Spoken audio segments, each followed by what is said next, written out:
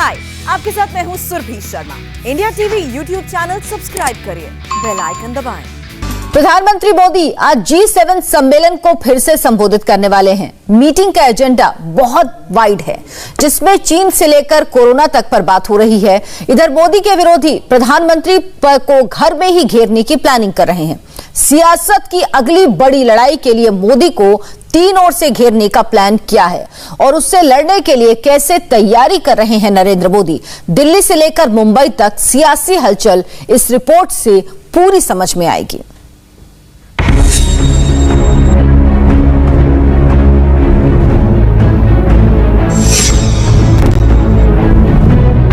GST council की meeting से दिन की सबसे बड़ी ब्रेकिंग न्यूज निकली।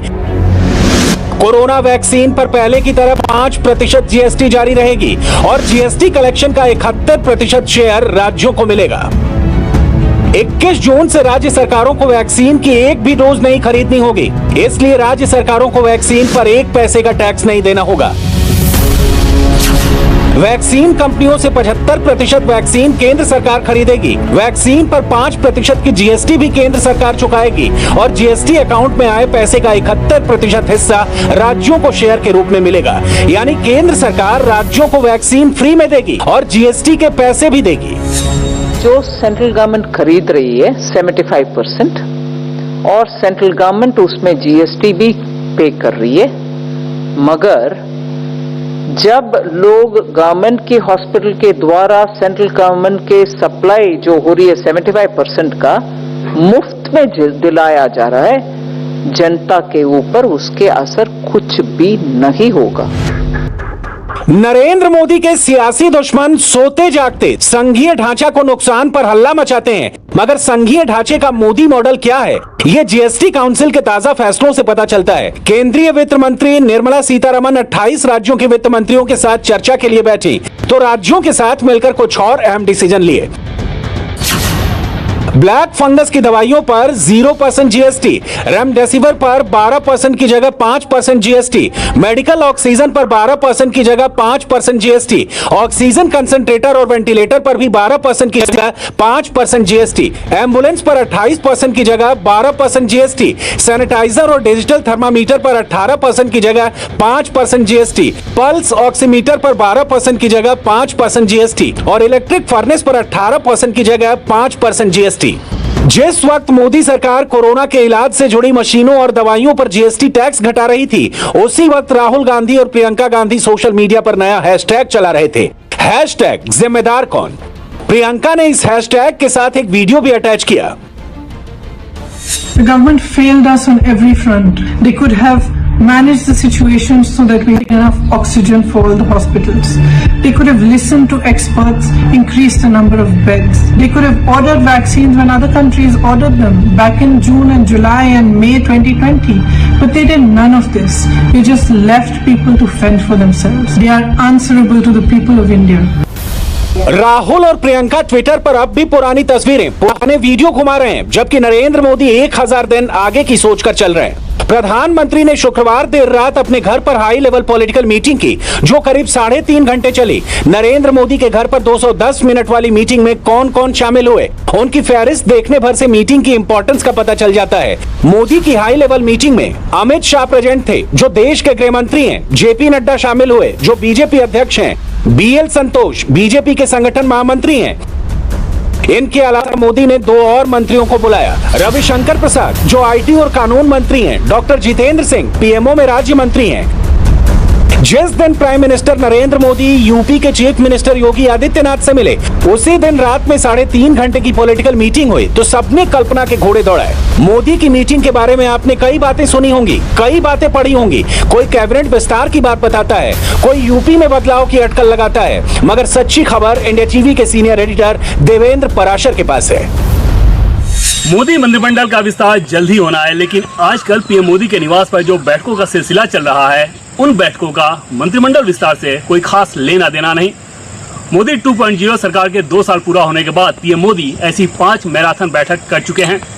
5 जून को पीएम मोदी ने पहली बैठक की थी। इन बैठकों का मुख्य मकसद है सरकार की छवि सुधारना, सरकार की योजनाएं और कार्यक्रमों को जनता तक, नीचे तक पहुंचाना।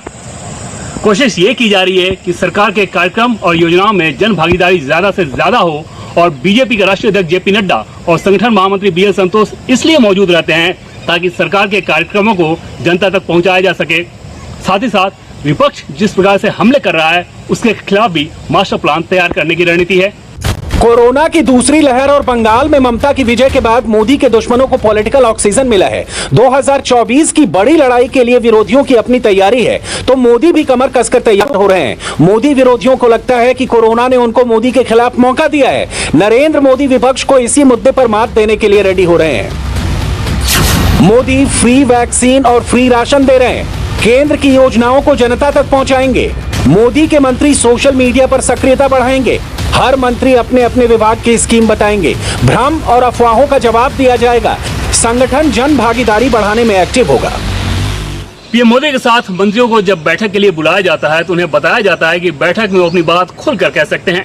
एक बार जब बैठक शुरू होती है तब भी पीएम उन मंत्रियों से कहते हैं कि जो कुछ भी आप सोचते समझते हैं अपनी बात स्पष्ट तरीके से और खुलकर रखें। अभी तक जिन मंत्रियों के साथ पीएम मोदी की बैठक हो चुकी है उनमें पीयूष गोयल, गजेंद्र शेखावत, हरदीप पुरी, नरेंद्र सिंह तोमर, डॉक्टर हर्षवर्धन, गिरिराज सिंह, अमित शाह, स्मृति ईरानी, मुख्तार अब्बास नकवी, डॉक्टर जितेंद्र सिंह और रविशंकर प्रसाद जैसे मंत्रियों के नाम शामिल हैं और इनके मंत्रालयों पर चर्चा हो चुकी है। पहली बैठक को छोड़ के बाद की चारों बैठक में बीजेपी के राष्ट्रीय अध्यक्ष जेपी नड्डा और बीजेपी के संगठन महामंत्री बीएल संतोष भी मौजूद रहे हैं। 2024 के लिए नरेंद्र मोदी की तैयारियों के लेवल को 2 एग्जाम्पल से समझिए। पहले एग्जाम्पल है असम के मुख्यमंत्री हेमंता बिस्वा शर्मा और दूसरे एग्जाम्पल है पश्चिम बंगाल में नेता प्रतिपक्ष बनाए गए शुभेंदु अधिकारी। हेमंता बिस्वा शर्मा बीजेपी के लिए बाहरी आदमी थे।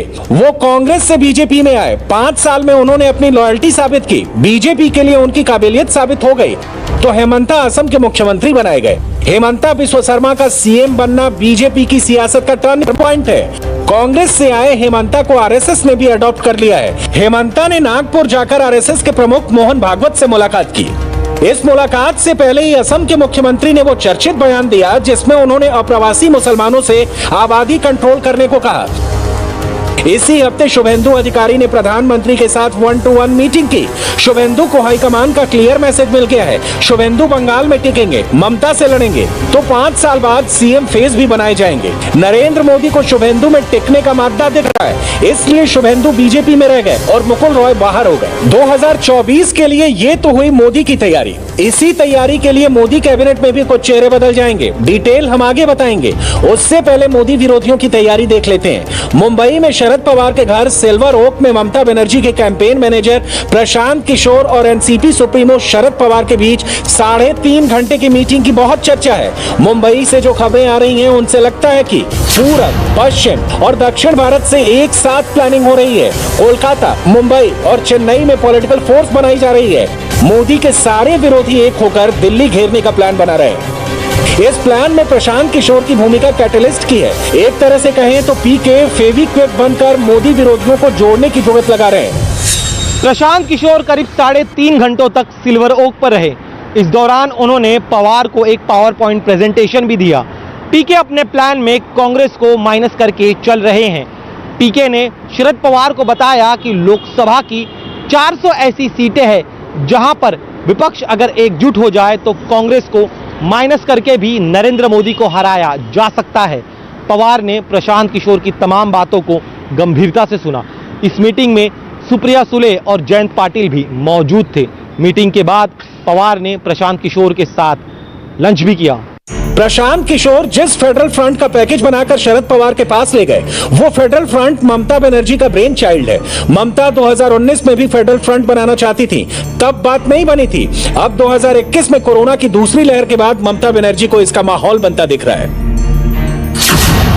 पूरब में ममता बनर्जी, दक्षिण में जगन मोहन रेड्डी, एमके स्टालिन और पिनराई विजयन, पश्चिम में उद्धव ठाकरे और शरद पवार, यूपी में अखिलेश यादव, बिहार में तेजस्वी यादव और झारखंड में हेमंत सोरेन। फेडरल फ्रंट में इतने सारे किरदारों को एक साथ जोड़ने का टास्क करीब करीब इम्पॉसिबल लगता है, लेकिन पॉलिटिक्स इम्पॉसिबल को भी पॉसिबल बनाने का खेल है। मोदी के विरोधी इसी खेल में लगे हुए हैं। देखिए, देश में लोकतंत्र है, कोई भी किसी के साथ चर्चा कर सकता है, कोई भी किसी को मिल सकता है, कोई भी स्ट्रैटेजी तय कर सकता है, लेकिन कोई कितनी भी स्ट्रैटेजी तय करे, एक बात तो पक्की है, लोगों के मनों में, लोगों के दिल पर मोदी जी ही है, मोदी जी राज करते हैं।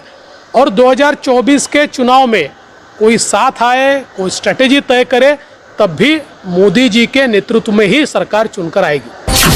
अब फेडरल फ्रंट का नंबर गेम समझते हैं। यूपी में लोकसभा की 75 सीटें हैं, बिहार में 40 सीटें, झारखंड में लोकसभा की 14 सीटें हैं, पश्चिम बंगाल में 42 सीटें, महाराष्ट्र में 48 सीटें, तमिलनाडु में 39 सीटें, आंध्र प्रदेश में 25 और केरल में 20 सीटें। सिर्फ इन्हीं राज्यों को मिला दें तो लोकसभा की 303 सीटें बनती हैं। ओडिशा, तेलंगाना और जम्मू कश्मीर जैसे राज्यों की सीटें जोड़ दें तो ये तादाद और बढ़ जाती है। बंगाल चुनाव जीतने के बाद फेडरल फ्रंट में ममता का कद बड़ा होगा, इसमें कोई दो राय नहीं। मुकुल रॉय के बाद राजीव बनर्जी भी अब दीदी के घर वापस जाने को तैयार हो रहे हैं। बहुत दिन का मित्र का मेरा एक दादा है कुणाल जी, जिसका साथ मेरा कई साल से संबंध है, आज से नहीं कई साल से संबंध है, तो उनके एकदम घर के बगल में ही है। तो मैंने तभी सोचे थे कि एक बार अगर उनसे मिलजुल हो जाए, एक बार अगर मुलाकात हो जाए तो एक बार बात करेंगे। मैंने जो फेसबुक में लिखा वो तो मैंने ही लिखा, दूसरा कोई तो लिखा नहीं, मेरा फेसबुक में मैंने ही लिखा। और ये तो मैं मानता ही हूँ, जो मैंने फेसबुक में लिखा वो तो मैंने मानता ही हूँ कि किसी किसी जगह पे मुझे अच्छा नहीं लगा, इसीलिए मैंने फेसबुक पोस्ट किया। 2024 वाली लड़ाई में कांग्रेस अभी हवा में है। राहुल गांधी भले ही अपने आप को विपक्ष का सबसे बड़ा नेता मानते हैं, लेकिन उनकी तैयारियां ट्विटर के अलावा कहीं और नहीं दिखती। कांग्रेस जब भी किसी पिच पर मुकाबले में आने की कोशिश करती है, उसके साथ इमोशनल खेला हो जाता है। बीजेपी सियासी लड़ाई को वहां ले जाती है जहां कांग्रेस अपने आप धराशायी हो जाती है। आर्टिकल 370 पर दिग्विजय सिंह का नया टेप आया तो कांग्रेस के साथ यही खेला हो गया। दिग्विजय सिंह जी उन्हें धन्यवाद देते हैं, थैंक यू। थैंक यू कहने के बाद दिग्विजय सिंह जी ओब्लाइज करते हैं और उत्तर देते हैं कि अगर मोदी जी हट जाते हैं सत्ता से तो जो कश्मीर पॉलिसी होगी उसके अंतर्गत कांग्रेस की जो सरकार आएगी वो आर्टिकल 370 को फिर से रिवोक कर देगी, अर्थात आर्टिकल 370 को 370 को जम्मू कश्मीर में पुनः स्थापित करेगी। आप सोचिए जरा, ये दो चीजें दर्शाता है। एक तो कांग्रेस का पाकिस्तान के साथ सांठगांठ, कांग्रेस का पाकिस्तान के साथ खड़ा होना, दोनों के विचार एक जैसे हैं। कांग्रेस और पाकिस्तान के विचार एक जैसे। जो आप देख रहे हैं ये सारा उस टूल किट का हिस्सा है। भारत को किस प्रकार से अपदस्थ करना है, हिंदुस्तान के खिलाफ किस प्रकार से बोलना है, मोदी जी के खिलाफ किस प्रकार जहर उगलना है, भले उसके लिए पाकिस्तान, चीन इत्यादि से समर्थन क्यों ना लेना पड़े, ये सारा कुछ कांग्रेस के उस टूल किट का हिस्सा है जिस टूल किट के विषय में भारतीय जनता पार्टी ने खुलासा भी किया था। राष्ट्रवाद, पाकिस्तान, धारा 370, कांग्रेस सबसे ज्यादा नो बॉल इन्हीं पिचों पर फेंकती है। राहुल गांधी की टीम यहां बैटिंग करने आती है तो हिट विकेट हो जाती है। इसलिए फेडरल फ्रंट वाले भी कांग्रेस से दूरी बनाकर चल रहे हैं। 2024 के लिए नरेंद्र मोदी दो टीम बना रहे हैं। पहली टीम संगठन की है और दूसरी सरकार की। सरकार यानी कैबिनेट, जिसमें विस्तार की चर्चा जोरों पर है। पॉलिटिकल सर्किल में कई सवाल चल रहे हैं।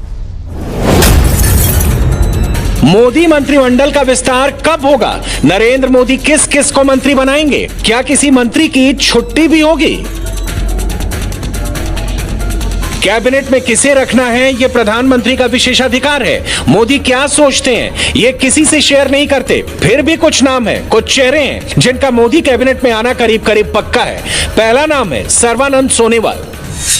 असम के पूर्व मुख्यमंत्री ने 5 साल शांति से काम किया, बीजेपी और केंद्रीय नेतृत्व के लिए कोई दिक्कत पैदा नहीं की। सोनोवाल दोबारा चुनाव जीत कर भी आए हैं और जब हाईकमान ने सीएम पद के लिए हेमंता बिस्वा शर्मा को चुना तो कोई सवाल किए बिना मुख्यमंत्री की कुर्सी खाली कर दी। अब सोनोवाल को दिल्ली में एडजस्ट किया जाएगा।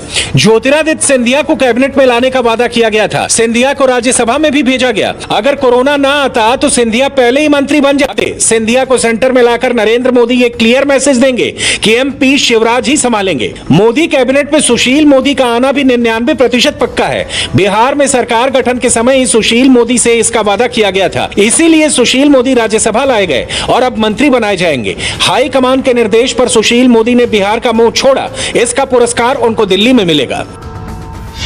रामविलास पासवान के निधन से बिहार कोटे की कैबिनेट सीट खाली है। नरेंद्र मोदी सरकार में जेडीयू का कोई मंत्री नहीं है। अगर नीतीश कुमार और नरेंद्र मोदी में बात बन गई तो जेडीयू को भी मंत्रिमंडल में जगह मिलेगी। उत्तर प्रदेश में अगले साल चुनाव होने वाला है, इसलिए वहां के कुछ नेता भी मंत्री बनेंगे। हिंदुस्तान के पॉलिटिकल कैलेंडर में 2 तारीखें बहुत अहम है, 2022 और 2024। 2022 में सेमीफाइनल होगा और 2024 में फाइनल। नरेंद्र मोदी सियासत का हर मैच फाइनल की तरह खेलते हैं। मोदी विरोधी तैयारी कर रहे हैं तो मोदी उनसे 100 हाथ आगे चल रहे हैं। हाय, आई एम सुरभि शर्मा। खबरों से अपडेट रहने के लिए India TV YouTube channel subscribe करिए, साथ में बेल आइकन जरूर दबाएं। जुड़े रहें इंडिया टीवी के साथ।